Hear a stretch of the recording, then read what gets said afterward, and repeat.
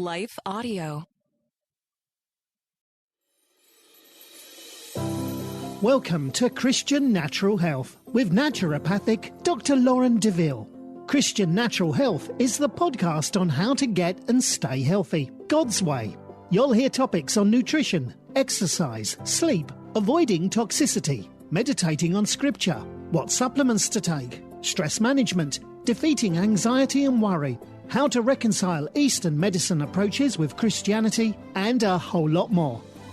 Now, here's your host, Dr. Lauren. Has fear stolen your peace? I'm Jennifer Slattery, lead host of the Faith Over Fear podcast, helping you fight your fears and grow your faith. Subscribe at lifeaudio.com. The Historical Jesus podcast is the sweeping saga of the life and times of Galilean Jesus of Nazareth, as well as the faith, religion, and church founded to honor and disseminate his acts and teachings. Join me, Mark Vinette, on this fascinating journey through time, exploring the many great works of Christian theology, literature, architecture, music, and art inspired by the words and deeds of Jesus Christ. Welcome back to another episode of Christian Natural Health. Today, I'm excited to have Dr. Ardeshir Mehran. He is a psychologist, behavioral researcher, business leader, and leadership coach with a doctorate and master's from Columbia University. He's a keynote speaker, a marathon runner, and the author of the book, You Are Not Depressed, You Are Unfinished. For 30 years, he has been on a quest to pinpoint what depression and anxiety actually are, why they persist, and why executives and high achievers have such high levels of depression and anxiety. His science-based work shows how to use depression and anxiety to live a soaring life instead of allowing them to use you. He lives in the Bay Area in San Francisco with his family. Welcome, Dr. Mehran. Thank you so much for joining us. Thank you so much, Dr. DeVille. I'm so happy to be here and honored, and I look forward to a great exchange of information and sharing. Thank you. So do I, absolutely. So tell us a little bit about your background. What got you into this area of depression anxiety research? Great, thank you. So I went to graduate school to become a psychologist, and I got a doctorate, the triple majors, and I have 4 masters, embarrassing to say that, and my undergraduate, a double major. I wasn't after credential. I was trying to solve a problem. That why was my mother hurting so much? Why was my dad hurting so much? Why was always hurting so much emotionally? You know, when you're stressed, especially depressed, part of you is dead and you just know it, but you don't know what to do with it. So I was there. Why is mom hurting so much? And when I graduated, I started to believe that we psychologists, actually, we don't get things. We make things up. I know a lot of psychologists get, ticked off at me. So why are you saying that? I felt we love theories. We fall in love with the theories. And I became a master. I taught graduate program courses. But I felt we don't see the patient or the person in front of us. We always see them through the lens of different clinicians, Freud, Jung, Adler, so on, versus see the person. So I quit being a therapist and I went to corporate environment. I said, I'm done with this. Let me go to the world of work, become an executive, make a lot of money, which I did. Yeah. And the world was keep coming back to me. I was keep guided. So people would start from when I was in my 20s, and people says, Ardeshir, can I speak with you? Close the door. I want to tell you something. I want to get your opinion about something. So I started to have 2 types of meetings that they were on my calendar and meetings that they were never booked, but it was private. And so people were telling me about their lives, their hurt, the agony they had, and they were lost, and they were given labels, the drugs they were taking, infidelity, and how they felt hurtful. Wow. These people were executives, some of the best, like coming from some Ivy League school. And I was just thinking, what is going on? And so I was keep ignoring that, and life is bringing me back. More people came to me. And I was thinking, I don't want to do therapy. I give advice. I don't want to do therapy. The whole thing came to a head for me. And people who've been with depression, they know this. And I discussed this in my book, that in this summer of 2012, I just reached to the end of my life. And I felt that I'm dead. I have nothing left inside. I just felt I was like a slab of concrete. Mm-hmm. That from outside, I was smiling, running marathon, life of the party. People want to be around me, getting promoted. And I was telling my wife, I love you, and I couldn't feel love. I was holding my son, I love you. I couldn't feel anything. Mm-hmm. So that year, started to pray from the new year, God, I'm done. Take me out. I have nothing. I cannot see myself going through life. Mm-hmm. In August of 2012, third Sunday, there was an epiphany. And I still get choked up, Yeah. Life found me. And so Sunday mornings, I get up and journal, always at 6:30 in the morning. Go to the kitchen, the cup of coffee, black coffee, and journal. Just it's my time. Or everybody's, the house is quiet. Okay. And I start to ask a different question. This question came from really, like it says that he's ready. Let's give him the question. Mm-hmm. Instead of asking, how do I heal depression? How do I heal anxiety? I ask, what is depression? Mm-hmm. What is anxiety? Okay. Suddenly, the whole world changed in front of my eyes. Uh-huh. So if you've seen, there was a movie about 10, 12 years ago, Beautiful Mind by Russell Crowe and Jennifer Connelly. Uh-huh. That there's a scene that Russell Crowe go to Pentagon, and there's a wall of numbers. These are all Russian electronic transmission, trying to decipher. There are patterns here. What does it mean? Mm-hmm. So then I start to see faces of my patients, executives, my mother, all people throughout my life, that they talked about their sorrow, their angst, their hurt. And I realized that they were telling us stories. Mm-hmm. There were patterns to the stories. The stories had chapters. There were structure to that. It wasn't just suffering. There was something about their suffering. And I started that Sunday, to doodle. I'm a doodler. I write. And I felt they're telling a story of something lost. And I realized that day that depression is sense of grieving. Mm-hmm. Sense of longing, that things that have gone off track for us in life, and it, souls know it, and you want to get back to base. Mm-hmm. Anxiety is about sense of control, stability, and predictability. Mm-hmm. Depression and anxiety go hand in hand. Yeah. And then once I saw that, I was able to finish the work that this is the essence of my book about the Bill of Emotional Rights, that we don't get depressed. When we are depressed, it means certain experiences for us did not happen fully the way we want. Mm-hmm. And once we know what those are, go and restore them. Anytime in your life, reconstruct them. Mm-hmm. And so I start to bring myself from oblivion at that day forward. Mm-hmm. And what happens, and I tell people, once you know what you're depressed about, what you're anxious about, you can actually go create the life you want. Mm-hmm. Your depression is your soul SOS signal to you. Mm-hmm. It's asking you to wake up and claim yourself. Mm-hmm. And once you do that, and I tell people, you experience this. Mm-hmm. You will wake up one day, you're not depressed. You are pissed. You don't want to waste time anymore. Yeah. You don't want to be in the shadows anymore. You still have a lot of work to do, things to figure out, but this is your life. Mm-hmm. Get up and live it. Mm-hmm. Yeah, that's awesome. So, and the emotional Bill of Rights that you alluded to, can you tell us more about that? Yeah, that's right. Thank you. So, as I start to listen to all those individuals, hundreds and hundreds, and then I back that up by going back to all my science, all the way to biblical studies, to Greek philosophy. They've been all around us. Nobody put them together. Yeah.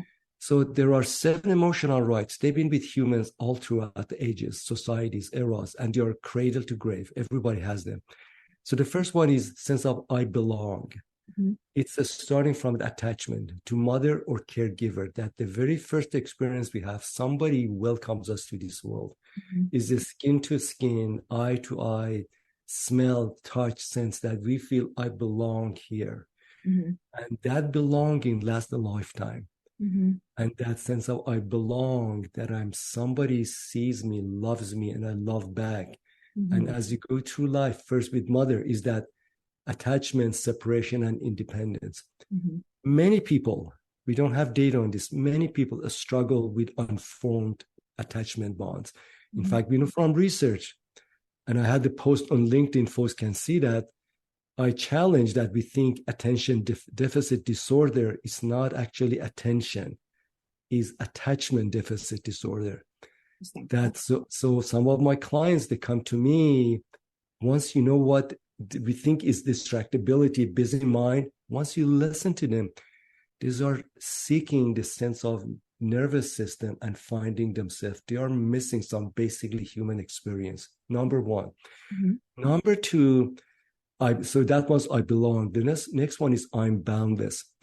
We humans, since the time of Industrial Revolution, we became talking heads.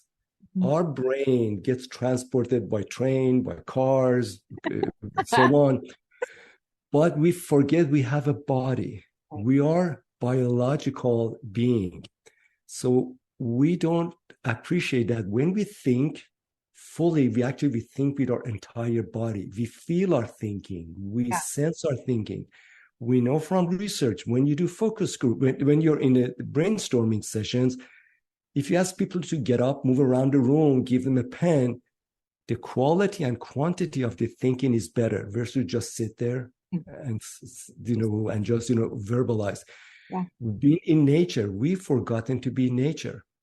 We've forgotten how to use our body with expression. So instead of saying, I love you, versus show me your love with your eyes, with your smile. So I'm boundless about using your experience of humanity, your totality. Next one is I'm complete. I'm complete about many of us, including me, we were stuck from our past traumas, earth and the past experiences. What we don't fully appreciate, and this is what the science tells us right now, there's a difference between remembering an experience versus experiencing an experience. Brain remembers events that happen. Brain doesn't think. Brain doesn't feel anything. It's the body. Body feels the emotion. Emotions always in the body, only lives in the moment. Body has no sense of time. So I'm complete is that learning the skill of, if your body has trauma, it means your body is still waiting to finish something that didn't get to finish. A scream or expression or a movement or an action. So your body is waiting to complete something. And so so the way that I do therapy has changed over the years. Instead of talk therapy, which I used to do, when clients come to me these days and they have a sense of energy, tension, or angst or trauma, if you see from me, Dr. DeVille, you see there's a space, we actually act it out. Show me what it looks like. Show me your Katy Perry's I roar, show me your anger, your emotions, so that you claim yourself. I'm complete. It means that you claim your space, your life, your emotion at this moment. The next one is I matter. I matter is the essence that by you being in this world at this time, dignity, honor, and respect is bestowed upon you. Whether you live uptown, downtown, you live in this state or that state, in this country, that country, you're at the table. Many people, just if you go to any community center, go to corporate environment, many people enter the world of an office or building or conference room. Nobody turns around and see them. They are invisible. This is about being seen, being respected, invited at the table. People call your name, shake your hand. What we know from research, all these mass shootings, the majority of these individuals are unseen. when you talk, that the act of rage, of killing and being killed is the last act of somebody noticed me. Being unseen is the heart of being, like, I matter. I matter is a very fundamental. You belong in the community of people. Yeah. Next one is I work. I make. This is about whatever you do in this world, everybody's doing something. But majority of the people, they do it to pay the bill because they have obligation, and that's good.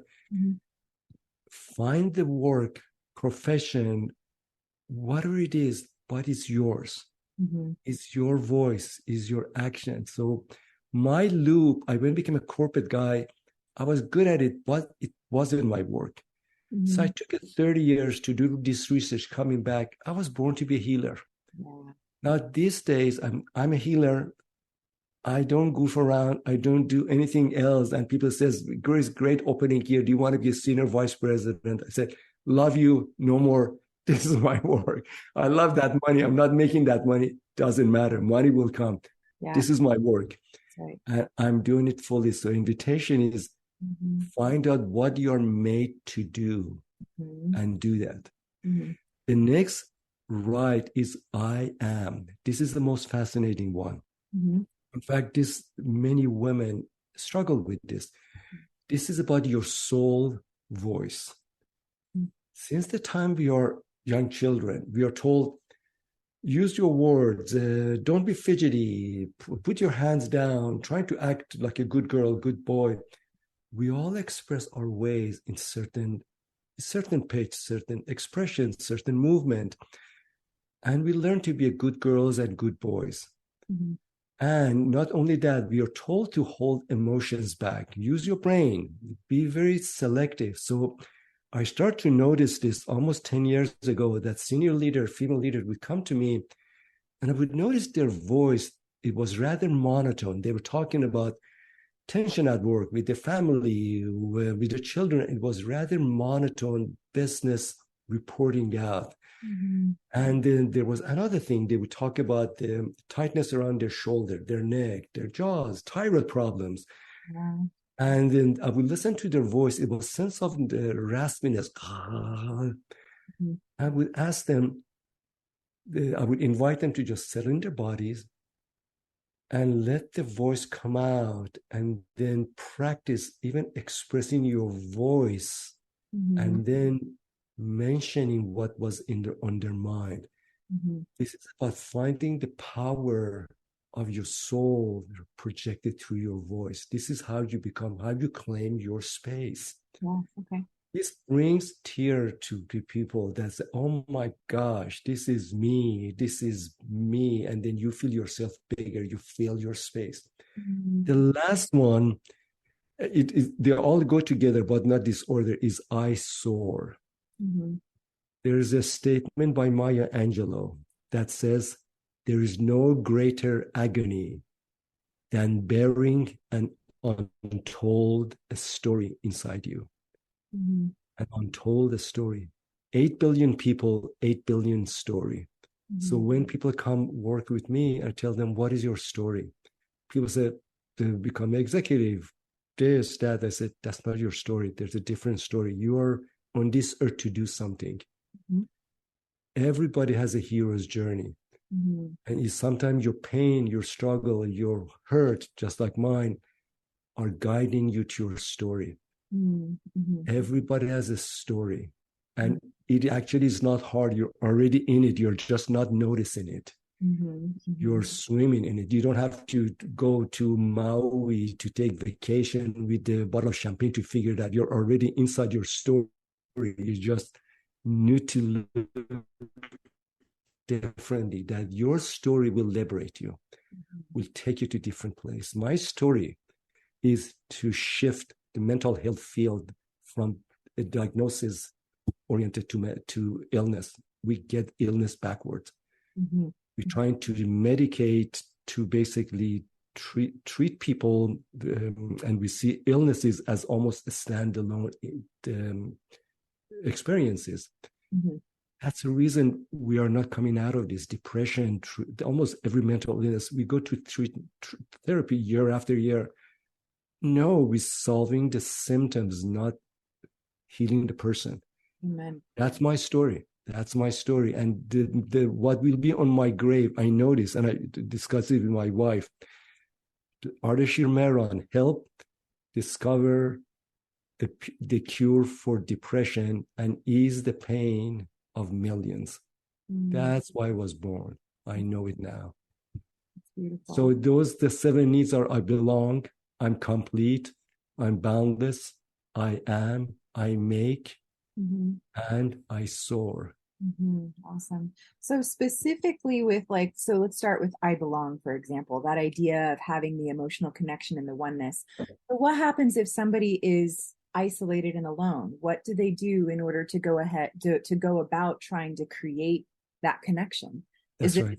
Yeah. Is this a spiritual thing at that point? I mean, from my perspective, it would be like you can find that from God, but how would you go about addressing that? Yeah. Thank you. Let me start from the second one, the sense of God and sense of wholeness. Right. About 1783, you remember Rene Descartes, I think, therefore I exist. Right.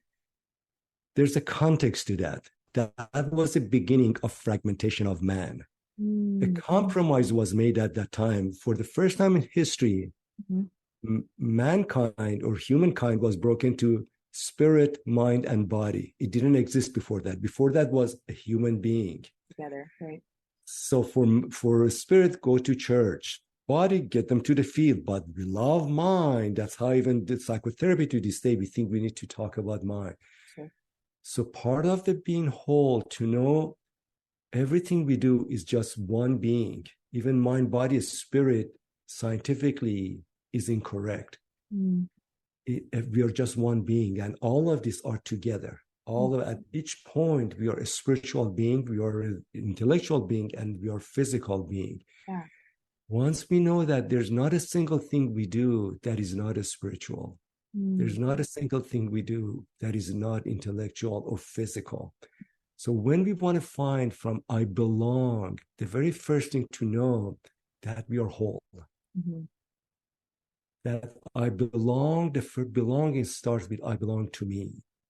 Sense of I belong starts with I know my boundaries. People who struggle with I belong, they basically have needy attachment. Will you go out with me? Will you love me? Will you date me? And so on. And they become very clingy individuals. But they're struggling with, they don't have a sense of themselves. Find you belong. Of trauma that really puts us in a state of fight or flight and survival. Find you, befriend yourself, and in that context, reach out to other people, neighbors, or anybody, or even to God, and find you that you're never alone. You always belong.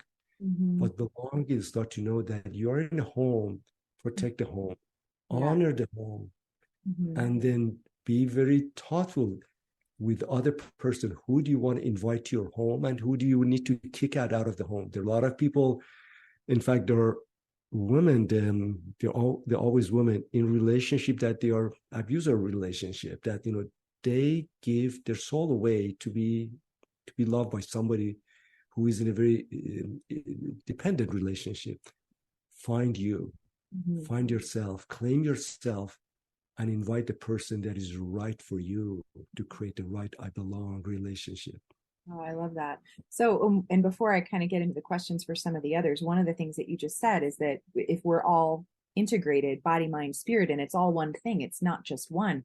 Yeah. Something that's always kind of baffled me with respect to mental emotional things is that it's like there's a chicken or egg situation. Sometimes there can be a physiologic problem to start, and then it seems to manifest as mental, emotional, like dysfunctional thoughts. That's but sometimes it goes the other way. How do we know where to begin the process? Is it physical? I love that question. Yes.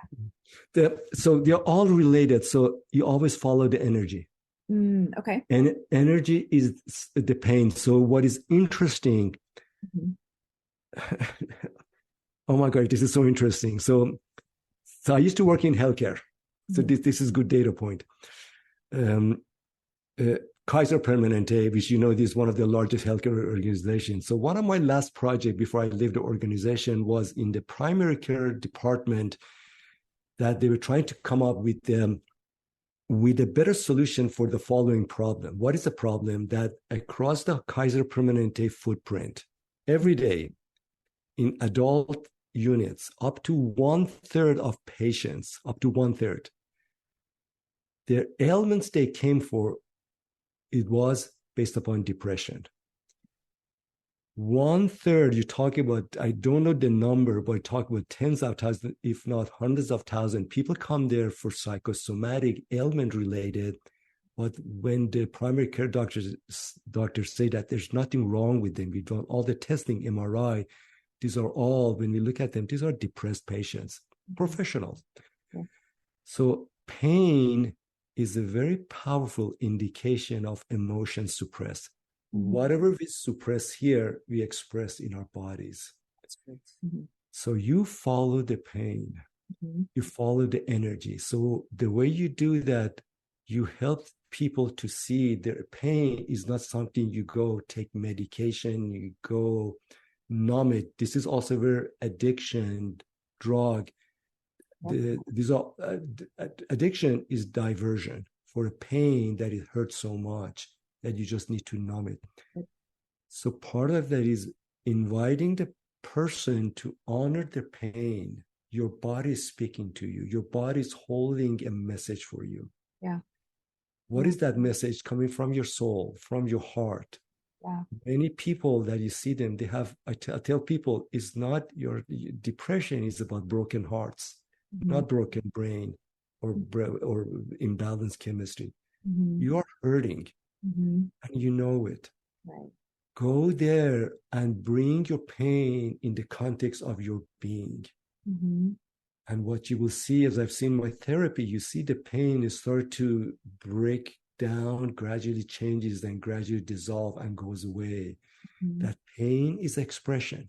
Mm-hmm. Mm-hmm. And once you bring the pain, the story of the body, story of you and your soul and your heart, mm-hmm. the whole thing start to become a fuller person. Integrated, yeah. So, and that kind of brings me back to the idea of like, does it start in your body? Does it start in your mind? I am boundless. The idea of all of these things are expressed through your body. There was another book I read recently that brought the concept of the body budget to my mind. And that was kind of an eye-opening idea to me, that there's only so many ways that your body can express emotion. And you get to decide what they mean, but it might be that there's a physiologic cause underlying, but it might not. So you kind of covered that one with that concept of making sure that you're integrated. Am I getting that right? It is. It's integrated. And the part about it is always follow the energy, whatever comes up, because that, by inviting the clients, mm-hmm. follow the energy, you're inviting them to be in the here and now and integrating. Yeah. What happens with a lot of current psychotherapy, we go into narrative. Tell me what happened back then. You almost intellectualize, take them to different places. Right. People know, follow they're telling their story with their body, with the pain right now. Yeah. Invite them in. Then when people settle themselves, and that happened, this happened. Healing is about integrating, is to be made whole. Yes. So by listening, bringing the pain in the body, gradually all parts of the person come together, and that's what healing happens. Mm-hmm. Yeah. And so that sounds like you're alluding to the I am complete component of it. So with that, if somebody feels like they're stuck in the past and they're constantly reliving a PTSD patient or something Yeah. So how do they get out of that cycle? Wonderful. Into the moment. Wonderful. Thank you. So PTSD, trauma, the core element of that is based upon emotional freeze. Mm-hmm. So let me describe what is going on. This is some of the areas that came actually from the science of the trauma centers, pain clinics, and in fact, veteran affairs hospitals, with our soldiers who come from really horrific situations and they have PTSD.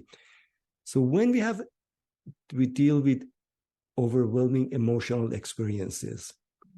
4 things happen. One is a sense of fight. You start, don't do that, throw a punch, get your machine gun, scream, so on, fight. It's very healthy.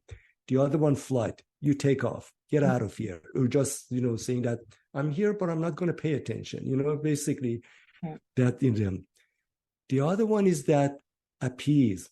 You basically, I will do anything you want. Just, we give you like an indifferent face. I just will put up with this to get along, to go along, so that part of that.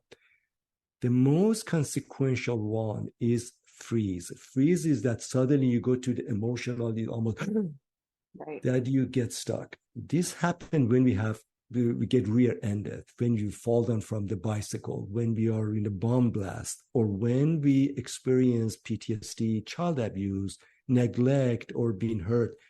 You go to a state of freeze, and freeze means that our nervous system become overwhelmed to process information. Number one, overwhelmed.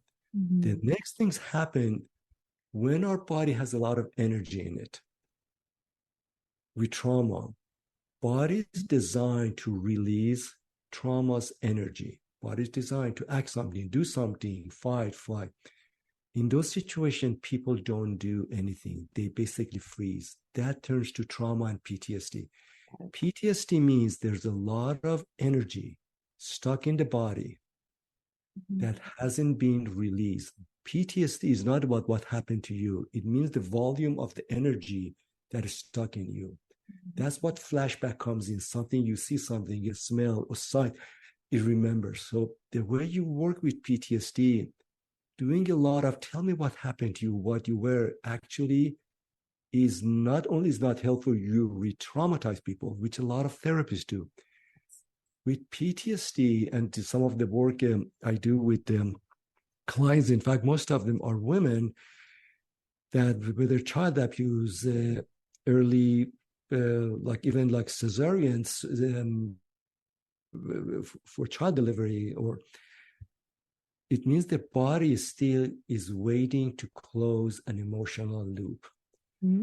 So when freeze happened, we lose a part of ourselves is about a sense of agency. That I can take care of myself. I can defend myself. I can express myself.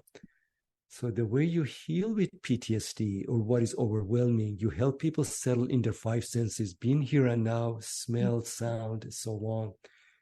In an empathic relationship with a therapist or a coworker or a partner, you feel sense of connected. And then agency, and invite them, what would be helpful to you right now? In this moment, could be the tiniest piece that you can do something opposite about what happened to you. For example, a client of mine who, for her first child, she went through cesarean, which was complicated. She was basically, she was under anesthesia, and she came out of the operating room. There was another surgery was supposed to happen. So they put her on the hallway next to ICU and they left her alone. Oh, no. So all she remembers, she delivered the baby. She was groggy. She couldn't understand. And she was on the hallway. She still felt the pain because anesthesia was wearing out and nobody was paying attention to her. And she just felt so alone. And so her body was aching for years after that. So every time and she's in healthcare business, every time she thought doctor, hospital, she remember physical pain. Yeah. So the work we did, she dealt with abandonment, that I'm in pain. Nobody came and put their hand on her, says, are you okay? We are here. You're not alone. And the thing she wanted to say, I'm hurting. I need more medication. Like, where's my baby? So the whole thing. So what we did in our work, helping her to say the things she wanted to say at that point. Okay. Giving her back her voice. Getting her voice. This is me. I'm hurting. I'm alone. Is somebody watching after me? And as she was doing, her body was basically all this energy. She, a couple of times in our session, it was on Zoom, she was vomiting because she wanted to do that at that point. But that vomit was almost like, crudiness that she wanted to throw away. All this medication was still on her throat. But so part of that, find and cleanse your body, get your voice back, and move the energy out of your body. Interesting. So PTSD is about releasing the energy that is waiting for an action to close. Got it. Interesting. Wow. Okay. And so the concept of I matter, I'm assuming based on what you've said thus far, that this is largely about accepting that we matter to ourselves, that we matter to a greater power, we matter to God. Is that the concept? It is a matter, and the sense that we all own and bestow and receive sense of dignity. Our society, basically, we see people, we pull ranks in corporation, your executive and your staff, with who is who and doing what. In the eyes of God, divine, you're all the same. Right. Amen. You're all the same. You're all great. You're all great. There's no king or there's no pauper. You're all great. Right. I matter. There's a sense of greatness. And what that means, that's how you look at the person. Wherever you are, any place you are, that you are amazing. You belong around this table. Your voice, your seen, your honor, your space, that we give and receive that for each other, including our children. Dad knows best. Let me tell you what you need to do. Versus, no, you have a voice, a part of me coming out of my darkness. Realize my son didn't need advice that much from me. He's doing great, better than me. He just wanted to be seen and respected by me. And for me, giving a space to figure things out, that I matter is about giving a space for each person, claiming your being. Yeah, awesome. And so kind of both of the I make and I soar seems to go together in terms of the concept of purpose. Like, so this, that's right. That's right. Yeah. Abraham Maslow's hierarchy of needs is what I'm thinking of. That's right. That's right. Of doing something important. So how do people go about finding the thing that they're made for? I mean, that's such a big question. So follow your struggles. Okay. Follow your struggles. Your struggles are your gift. The struggles, your gift. And then again, just like anything else, follow the energy. Like, for example, for me, all these years, I thought I'm not going to be a therapist, but things were around me, the struggles I had. I was trying to figure out, why are people hurting? Why are therapy models and practices really don't help people? They help cope with their way of being, but people don't come out of therapy. They keep. I went over the years to 7 psychotherapists myself, psychiatrists, medications. So things would get better. Then different situation, I was back to a different therapist. So I was thinking, that's not a good investment. Is there a way to heal people so they can learn the healing themselves? So if you want to find out about I soar, see what you are right now, where your energy, what is cruddy in your life, what is messy, what are the struggles, where your energy goes, what do you find fascinating, what do you say, I hate that. Those are all data points. Those are our data points. There's one practice that I have, which all my clients do, is create for 1 month mosaic of your life. So this is what it looks like. Get a wall in your house, get a notebook, or get a bunch of paper. For 1 month, on daily basis, whatever comes to your field of attention, you see a picture, you see a leaf on the ground. Like right now, Dr. DeVille, if you see, this is the bird's nest that I found right outside my office. I love nature. So see pictures, words in newspaper, social media, cut it, print it, gather it, put it on this wall, or it can be a platform for 1 month. come every now and then and see that and move it around, like organize it by theme. What you will see very soon, there's a story about where your attention goes.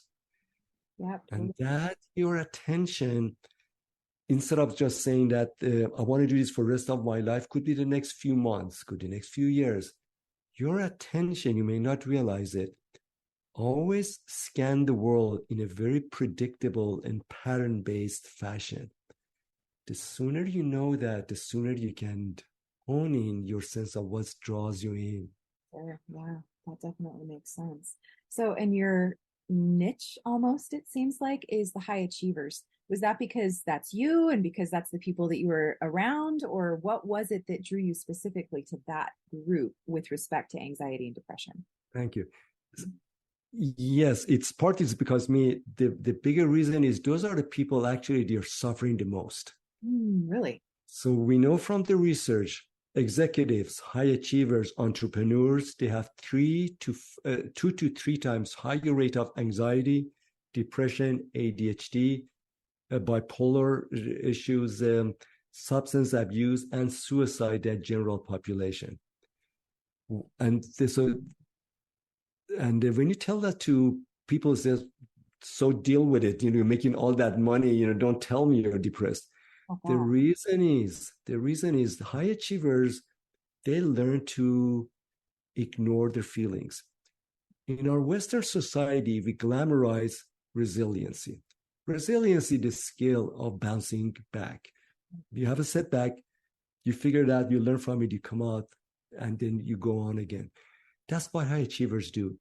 They are successful. They have a house on the hill. They have great cars, great spouses, and they feel that, what do you mean I'm depressed? I'm doing very well. But when you get to know them, realize there are so many body ailments. There's so many medication, pain medication, substance abuse, and other issues they're just struggling with. So we see high achievers as thoroughbred horses, that they are meant to be magnificent and run fast, but we don't realize they pay a price for that. And part of my work is that telling high achievers, you're struggling and it's okay. In fact, if you're struggling, it means you're not really high achieving. You're just going 60% of your power. If you get to know your emotional rights and how you made up and what you're suffering, you can go even not only further, faster, but you can help others as well. So it's about really awakening a blindness we have about people who are doing very well, and we think they are happy and wonderful. They are not. Many of them are grieving in private and they don't know it. Yeah, that's definitely.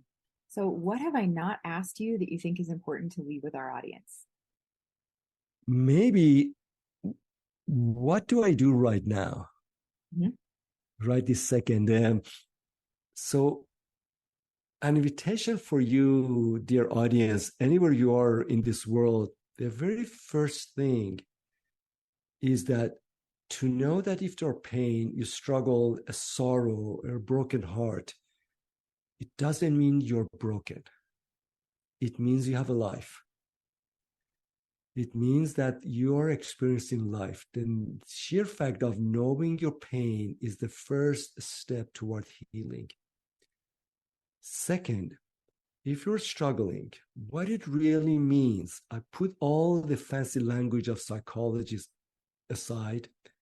What it means, there's some basic human needs that didn't get fully formed, shaped for you the way you wanted it. And there's nothing wrong with that. Whether a sense of you wanted to belong, to be loved more, a sense of being honored, sense of being part of the relationships, a sense of, like releasing some of your past traumas, that go there and there's some restoration. Healing is about restoration. Things that didn't get fully formed for you, and you start from there. Yeah. So honor your pain. Your pain will guide you home. Your pain is an invitation of you to you, and it's not affliction. Our emotional struggles are not causes, they're consequences. Go upstream and awaken yourself. Yeah, absolutely. And that's the whole concept behind naturopathic medicine as well. Yes. Is symptoms are your body's attempt to deal with something. They are not the problem. Your body's right. stuck. It's trying to fix the problem. Absolutely. That's right. I'm sure. So where can people go to learn more about you? Thank you. So you can just go on the web, type my name, all sort of information come up. And if you go to humanworkstudio.com, www.humanworkstudio.com, and you will see my website. And then the last one is if you go to Amazon, my book, You're Not Depressed, You Are Unfinished. And then it came out in May, became an Amazon new release bestseller. And people write me and say that unfinished, I get it. That's me. So that's where they can find me. And my hope for you, it took me 30 years to realize what was going on with me, in terms of coming out of my own darkness. I hope you can do this a lot faster. If there's struggle, don't use your struggle for your betterment. Awesome. Well, thank you so much. We'll link to that, to your website and your book in the show notes. And thank you, Dr. Mehran. This has been wonderful. Dr. DeVille, thank you so much. I loved it. Thank you. Hey everybody, I'm Dale. And I'm Tamara. We're hosts of the Kainos Project podcast, where we help you tackle ancient Christian truths in an everyday settings. To learn more and subscribe, go to lifeaudio.com. Are you looking for a holistically minded healthcare practitioner who truly treats root cause rather than symptom suppression? Unfortunately, even in the alternative healing professions, this isn't a given. That's why I've created wholehealthdoctor.com, a resource to help connect patients to healthcare practitioners in their area who share a root cause philosophy. Alternatively, most of the practitioners listed also practice telehealth. So if there isn't anyone local to you, you can still find a great practitioner to help you regain optimal health. Go to wholehealthdoctor.com. That's wholehealthdr.com. Type in your location or just the specialty that you're looking for and find the practitioner who's right for you. Thanks for listening to Christian Natural Health. This show is run by you, so please write in with topic and guest suggestions for future shows. For more great content, subscribe to Dr. Lauren's blog at www.drlaurendeville.com or follow her on Facebook or Twitter at Dr. Lauren DeVille. If you enjoyed the show, don't forget to share it with your friends and give us a 5-star rating in iTunes. It really helps us to stand out so other people can discover great content as well. Have a great week and God bless you.